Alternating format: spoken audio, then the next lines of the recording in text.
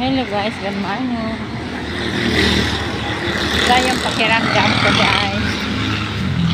Pero, naisip ko, lalo siyang sumasakit. Lalo siyang maramdaman pagka lagi ka nakahiga. Kaya lakad-lakad na lang ako. Makalakad-lakad man lang ako. Hindi na masyado. No?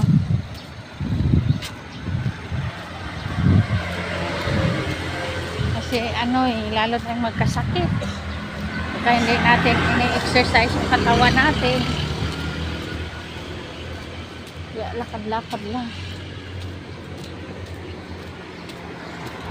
No?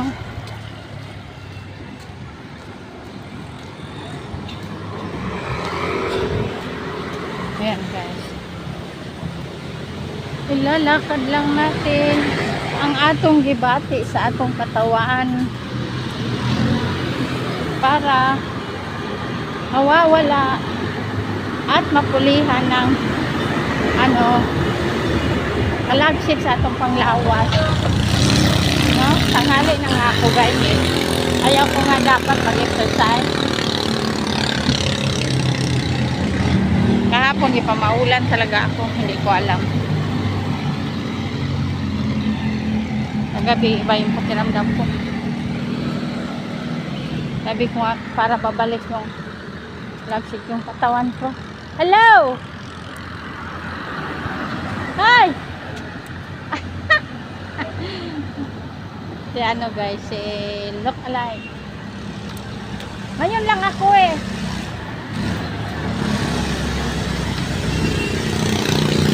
Maglakad-lakad na lang ako. Hi Tay, good morning. Ang dami naman yan Tay. Ilang araw yan? Para sa kambing mo ha? Malayo yung sa inyo? Yan lang sa Bituan. Ikaw yung nanguha dito din kahapon?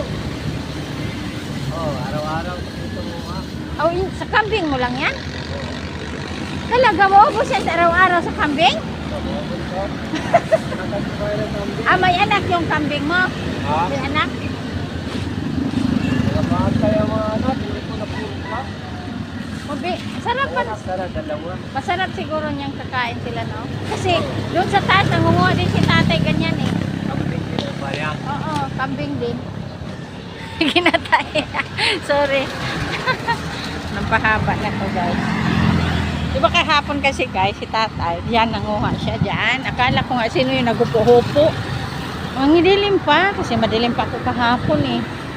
Dito guys. Dito. Yan, dito siya. Hupo-hupo siya diri ba? Sabi, madilim-dilim pa. Akala ko kung sino. Kasi minsan dito natatakot nga ako guys eh. Yang nangyari, sabi ko nga tay. Uy, ang aga mo naman tay. Oo. Umuha ako para sa kambing. Tapos ngayon, ganun din kadami. Maubos-ubos ba yun sa kambing niya? Grabe nung makakain yung kambing. Si tatay doon, maliit lang. Kinukuha sa taas. Yung lagi kong binibidyo. Ang sarapan siguro talaga yung kambing na yan sa damo na yan. No? Parang tanglad-tanglad yan. Yan guys oh. Yan, tanglad-tanglad. Yan yung kinakain sa kambing. No? Yan yung kinakain sa kambing. Nila. Pati baka. Kung baka din siguro, masarap din yan kasi doon dati sa probinsya guys, sa amin. Yung nalagaan na baka doon sa kapatid ng asawa ko. Yan yung pinapakain niya eh. Para merinda lang. May merinda pa yung mga kalabaw. Kasi binibigyan niya nung tahok at saka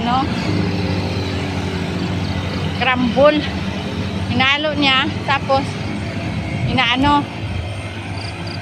lagyan ng tubig. Ginawang lugaw. Kain yung baka.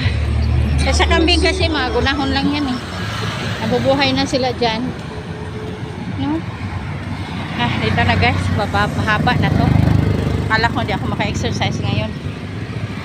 Bye bye. Subscribe me guys sa YouTube channel at saka sa Facebook.